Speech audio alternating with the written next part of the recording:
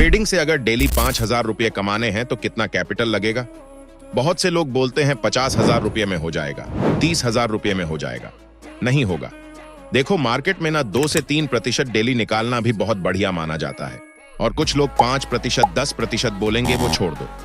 ठीक है, अगर 2 से 3% की हम बात करें तो 2 लाख रुपए का 2.5% बन के आता है 5,000 रुपये। अगर तुम डेली 2.5% के रिटर्न के हिसाब से कैलकुलेट करो तो तुम्हारे पास मिनिमम 2 लाख रुपए का कैपिटल होना चाहिए अगर तुम्हें 5,000 रुपये डेली कमाना है ट्रेडिंग से।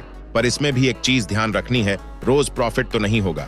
मार्केट देता है तो लेता भी है, और वैसे तो 5% डेली नहीं होगा, लॉन्ग टर्म नहीं होगा, कुछ दिन हो जाएगा। बट अगर तुम डेली 5% का प्रॉफिट निकाल पाओ तो तुम 1 लाख में भी 5,000 रुपये का प्रॉफिट और लॉस कर सकते हो।